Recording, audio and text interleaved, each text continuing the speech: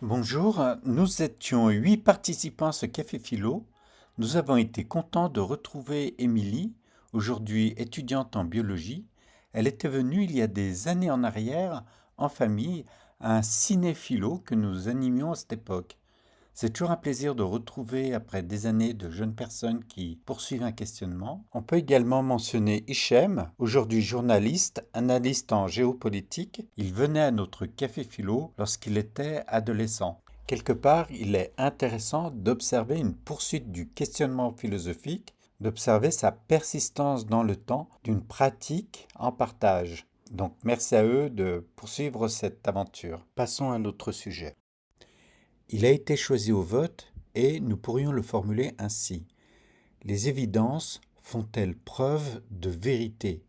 Pour comprendre la question, distinguons les trois termes, évidence, preuve et vérité. L'évidence, c'est ce qui est clair et se manifeste sans laisser aucun doute, au point où aucune question ne se pose, au point où il ne peut nous venir à l'idée de nous poser des questions. C'est ce qui peut faire vérité de fait par là où les perceptions que l'on en a, par la vue, le toucher, les odeurs, nos sens. Or, nous savons que les apparences peuvent être trompeuses, si bien qu'entre ce qui semble évident et la vérité de la chose qui nous donne l'apparence d'être vraie, nous avons besoin de preuves, c'est-à-dire de la démonstration ou des liens, du chemin ou de l'explication qui, séparant A, qui est la chose qui paraît évidente, de C, qui est la vérité de la chose elle-même, passe bien par B, qui établit le rapport de la preuve, tout en nous assurant qu'il n'y a pas entre A et B une autre lettre cachée, comme B', D dièse ou B bémol, ou un langage dans une autre dimension qui conduirait à C et que d'autres personnes, ou encore des aliens, des chauves-souris ou des dauphins pourraient entendre, mais pas nous. Donc, vous l'avez compris, entre ce que nous voyons et entendons, il y a la question des perceptions, mais aussi celle de biais cognitifs, comme on dit aujourd'hui, mais cela introduit l'idée que nos perceptions interprètent le réel sans que nous en ayons une conscience immédiate. On peut penser à ces fameuses illusions optiques, mais pensons également à la phénoménologie de la perception. Les perceptions sont déjà des interprétations de ce que notre corps ressent ou de ce que notre cerveau perçoit, que ce soit vers l'intérieur de soi ou vers l'extérieur. Arrêtons-nous ici un moment. Les choses que nous percevons correspondent à nos manières de les percevoir. Autrement dit, la manière de percevoir une chose conditionne la façon dont elle nous apparaît. Par exemple, Aristote a eu raison de son point de vue de construire un modèle géocentrique de l'univers, Galilée a eu raison de l'imaginer sur le mode héliocentrique et mécanique, puis Newton d'en élaborer le concept mathématique gravitationnel, et enfin Einstein a eu raison de construire une théorie qui englobe et dépasse les précédentes versions de l'univers. Ainsi, il y a plusieurs manières de percevoir les choses et chacun peut se donner raison dans ce qu'il voit puisque son point de vue se trouve confirmé par sa manière de le percevoir. À partir de là, peut-on considérer que l'un de ces personnages que nous venons de voir a tort par rapport à l'autre? Benoît, l'un de nos participants, préfère se montrer prudent, et je crois que nous l'avons tous rejoint, d'une part parce que chacun de ces chercheurs, relativement à son contexte, a construit une méthodologie d'observation et un rapport de correspondance aux faits qui se sont montrés plutôt pertinents compte tenu des savoirs de leur époque. D'autre part, ces savoirs, aussi différents soient-ils, ne s'invalident pas entre eux nécessairement. Certes, celui d'Einstein englobe tous les autres, c'est-à-dire il a un pouvoir explicatif plus large, mais si je n'ai pas l'intention d'aller sur la Lune ou de calculer mon positionnement GPS, je peux me passer de la physique d'Einstein. Si je pratique la permaculture dans mon éco-village, la physique et les méthodes d'observation d'Aristote peuvent parfaitement me convenir sans pour autant m'empêcher, par ailleurs, de m'intéresser à la physique moderne. Mais notre approche, que l'on peut dire compréhensive, c'est-à-dire où le savoir est situé dans son contexte, entre ses causes explicatives et ses effets, pose plusieurs questions. On ne peut défendre l'idée que les savoirs que nous venons de voir soient égaux par rapport à une question de vérité sur les choses mêmes, puisque précisément ils ne disent pas la même chose. Donc nous ne sommes pas relativistes, tous les savoirs ne se valent pas, car nous, en tous les cas moi, je prétends, je ne sais pas si tout le monde me suit, que chacun des savoirs que nous adoptons a des conséquences plus ou moins mesurables sur notre manière d'entrevoir la vie, c'est-à-dire de l'imaginer, de la projeter, d'espérer, de la percevoir bien sûr, et sur nos manières de prendre des décisions, et par conséquent sur les conséquences qui s'imposeront à nous. Autrement dit, notre manière de concevoir la vie se mesure par des conséquences qui s'imposent à nous dans les décisions que l'on prend.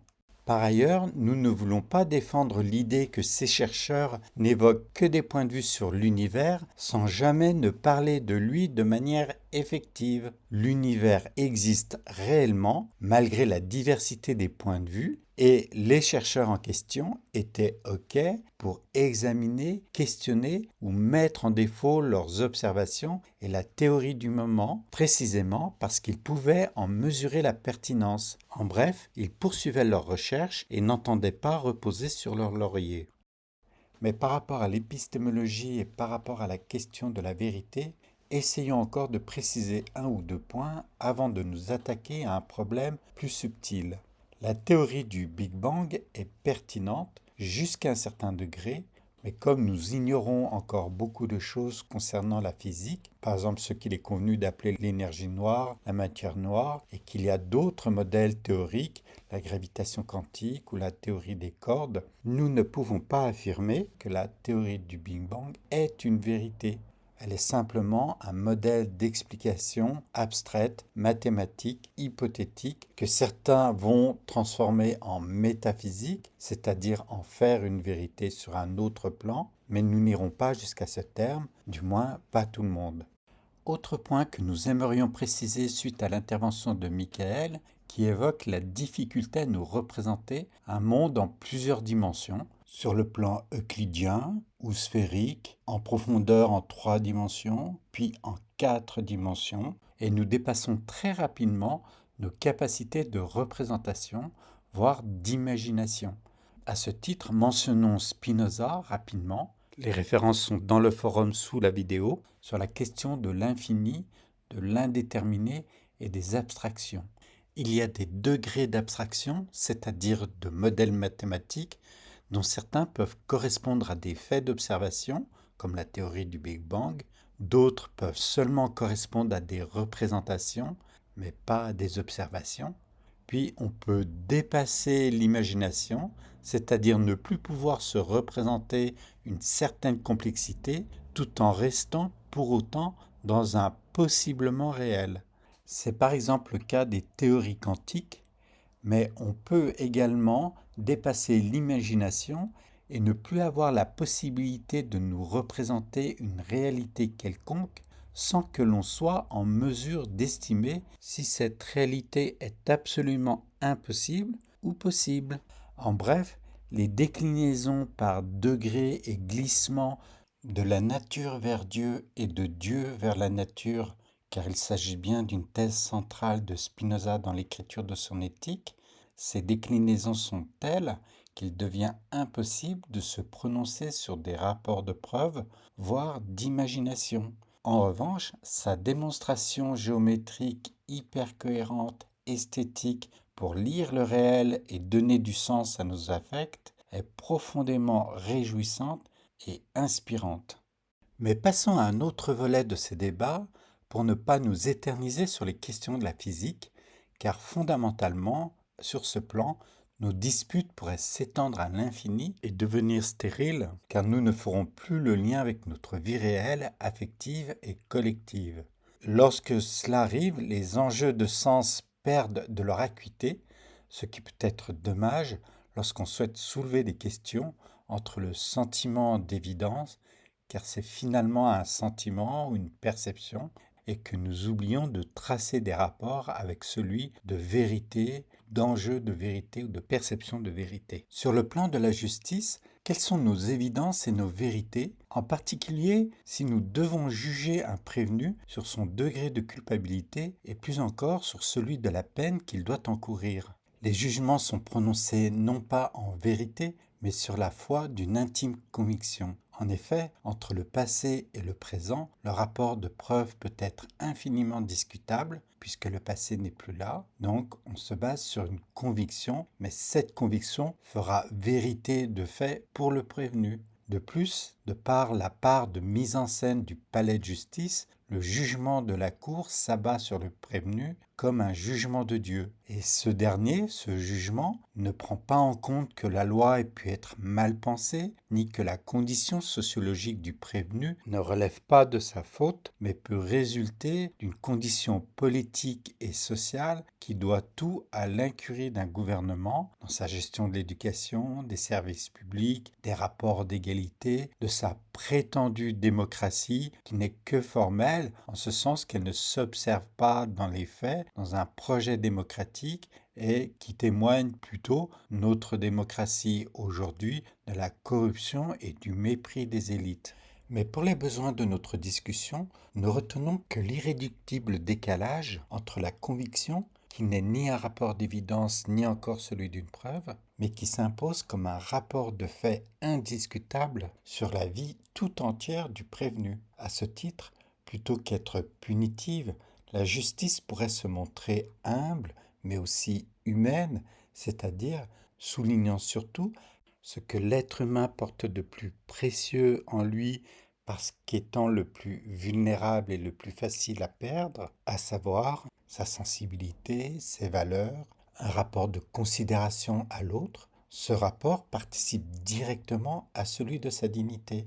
On sait aujourd'hui qu'un être humain veut se construire et participer au projet de la société dans laquelle il est lorsqu'on lui en donne les possibilités. Autrement dit, ce n'est pas lorsqu'on veut, on peut, mais on veut dès qu'on le peut, comme le souligne la philosophe Chantal Jacquet. Ce n'est pas parce qu'on punit et qu'on menace le citoyen, ce qui génère davantage de ressentiment et de discrimination, que l'on sensibilise la conscience vers le sens d'une réconciliation avec elle-même et avec la société. Prenons un autre exemple pour terminer.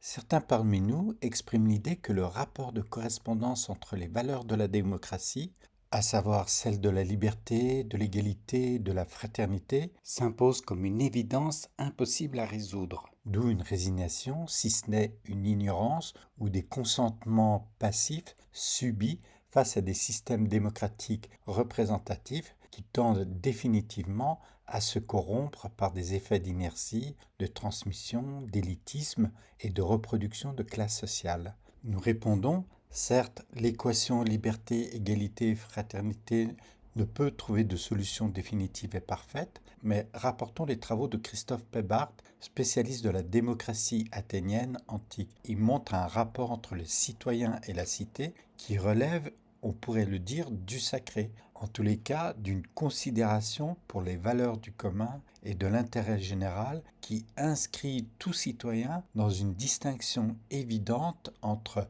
penser pour soi, penser pour son intérêt particulier et penser pour la communauté au nom de celle-ci et de son intérêt général. Aujourd'hui, les politiques se comportent avec une telle vulgarité et sur des rapports d'opinion qui ne relèvent même plus de la démagogie, mais du pire mépris et d'un individualisme, d'un séparatisme qui sont des négations même aux notions d'égalité, au rapport à l'autre, sans même parler de fraternité.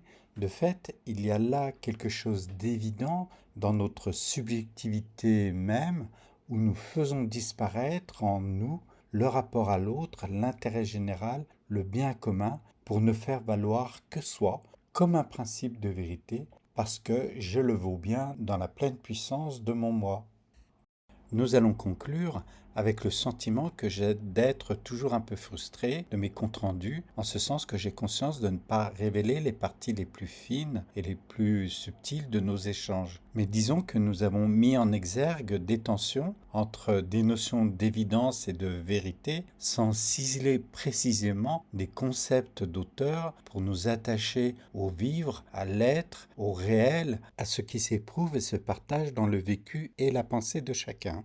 Terminons avec 2 points. J'ai bien aimé une question que nous n'avons pas traitée dans ce compte-rendu et qui est, lorsqu'on s'anime d'un idéal de justice ou de démocratie trop grand, peut-on s'empêcher de se positionner, de prendre parti, en raison du fait que toute réponse comprend des imperfections, des contradictions, et finalement se voir subir le collectif, s'y soumettre, renoncer à des luttes, se retirer de la société et consentir malgré soi à ce que la société nous impose. Le dernier point que j'ai bien aimé, le paradoxe de Descartes. Il présuppose, dans l'un de ses exercices de méditation, que Dieu lui-même pourrait le tromper dans son imaginaire. Ainsi, Dieu pourrait faire douter Descartes de sa propre existence. Mais c'est précisément parce qu'il peut douter et que Descartes peut se convaincre qu'il n'existe pas, qu'il est existant puisqu'il continue à douter, et par conséquent que son existence et que sa manière de penser auront des conséquences sur lui, sur la société, sur ses prises de décision, et on sait que sa philosophie a marqué un tournant dans l'histoire de la philosophie. Je vous remercie de votre écoute, on se dit à une prochaine fois.